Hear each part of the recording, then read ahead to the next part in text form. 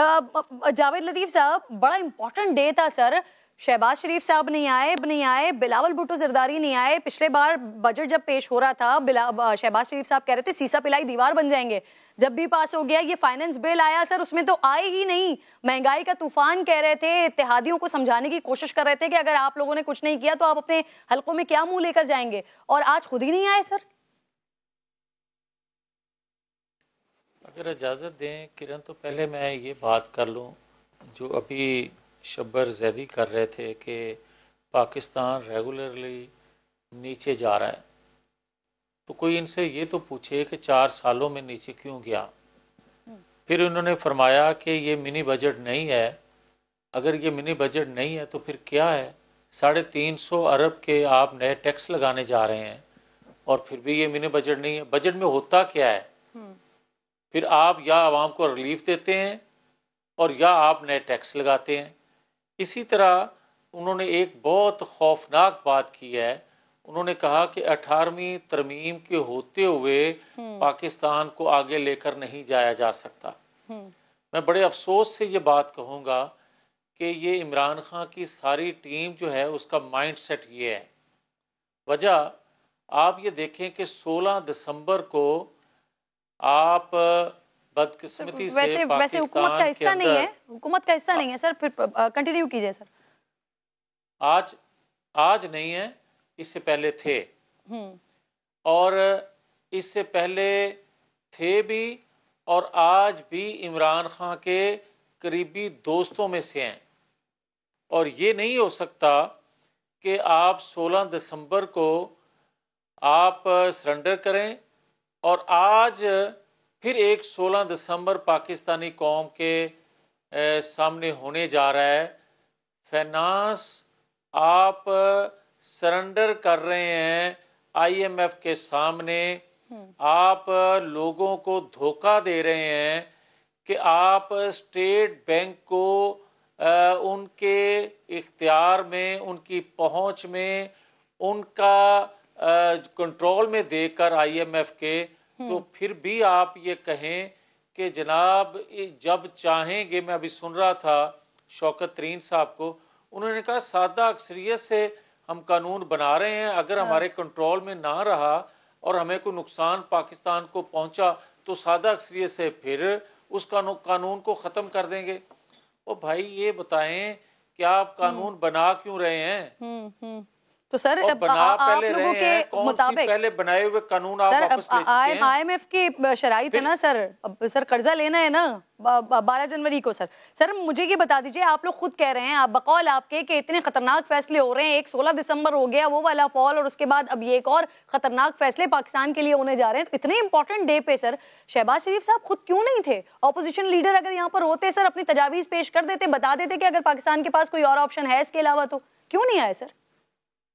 किरण बदकिस्मती ये है कि इस कौमी असेंबली को ना कोई आइन कानून के मुताबिक चलाया जा रहा है और ना ही कोई रवायात यहाँ मलहूज़े खातर रखी जा रही हैं। यहाँ तक कि आप देखें कायमा कमेटियाँ जो हैं उनका एजेंडा भी वज़रा स्पीकर को कहते हैं कि ये तय करेंगे तो असेंबली कमेटी का इजलास होने देंगे, वरना नहीं।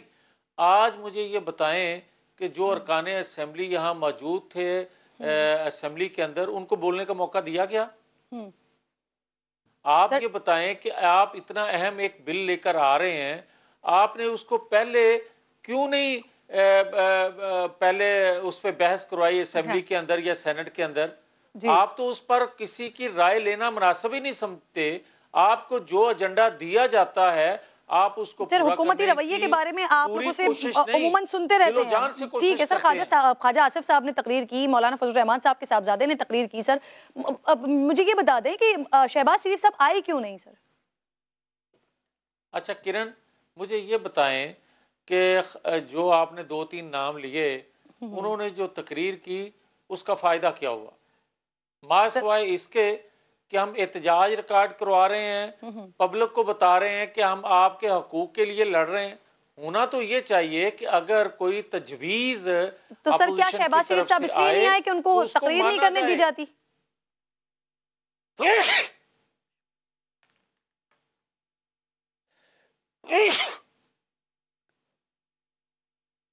जावेद साहब, सर शहबाज शरीफ साहब क्यों नहीं आए सर? जो रीजंस आप बता रहे हैं या जिनकी तकरीर से पूछ रहे हैं आपके फायदा क्या हुआ, तो शहबाज शरीफ साहब इसलिए नहीं आए कि उनको तकरीर नहीं करने दी जाती? नहीं किरण, नहीं किरण, देखें, इस हाउस को डिबेट सोसाइटी ना बनाया जाए। इस हाउस में होता यह है कि एक तजवीज़ या एक बिल हुकूमत वक्त अगर लेकर आती है तो अपोजिशन का काम होता है कि उस पर अपनी राय देना। बिल्कुल। और अगर अपोजिशन की तरफ से कौमी मफाद में कोई बेहतर राय आए तो उसको कंसीडर करती है हुकूमत वक्त। बिल्कुल सही कह रहे हैं राय सुनता ही नहीं है। जी और जावेद साहब, मैं सुनना चाहती हूँ आपको, इसीलिए मैं आपसे बार बार एक सवाल कर रही हूँ सर, उसका जवाब आप नहीं दे रहे हैं। शहबाज शरीफ साहब क्यों नहीं आए सर? कोई जाती मसरूफियात थी, क्या वजह थी सर, क्यों नहीं आए? नहीं किरण, आप अपनी मर्जी का सवाल पूछती जाएं, मैं पाबंद नहीं हूं कि आपका मर्जी के सवाल का जवाब दूं। मैं आपसे ये सवाल करता हूं कि जो बाकी अरकान असेंबली में आए थे आज, उनका क्या उनको वेटेज मिली? उनकी राय, उनकी तकारीर से क्या कौम को या इस रियासत को फायदा पहुंच सका? जो बाकी लोग भी आते। हाँ, अगर आप 1-2 वोट से आज ये हाउस में ये बिल पास ना होता, 1-2 वोट की वजह से पास वो करवा लेते, तो फिर यकीनन उनको आना चाहिए था। ठीक है सर, मुझे इस सवाल का तो जवाब देंगे सर। वज़ीर आज़म ने कहा है कि शहबाज शरीफ साहब की तकरीर नहीं होती, वो जॉब एप्लीकेशन होती है। नवाज शरीफ आज आ रहे हैं, कल आ रहे हैं, हर बार यही सुनते हैं। जब जद्दा जा रहे थे तब भी यही बातें हो रही थी। बज़ाहिर ऐसा नहीं लग रहा कि वज़ीर आज़म को नवाज शरीफ की वापसी की खबरों से परेशानी है। जावेद साहब, फिर किरण मुझे आज आप ही बता दें कि ये जॉब एप्लीकेशन किसको दी जाती है जिसका जिक्र इमरान खान का आपने किया? वो जॉब एप्लीकेशन किसको दी जाती है ताकि मुझे पता चले और मैं कौम को बता सकूं कि इमरान खान साहब ने अपनी दरखास्त किसको दी थी, किस सिलेक्शन कमेटी को दी थी? शायद सर जिनके बारे में अभी आप कह रहे थे कि सहूलतकारों की सहूलतकारी जारी है। नहीं, तो फिर मुझे ये बताए कोई कि आज के जो नौकरी लगे हुए साहब हैं, क्या उनसे उनके मालिक मुतमिन नहीं है? अवाम तो मुतमिन नहीं है। और अगर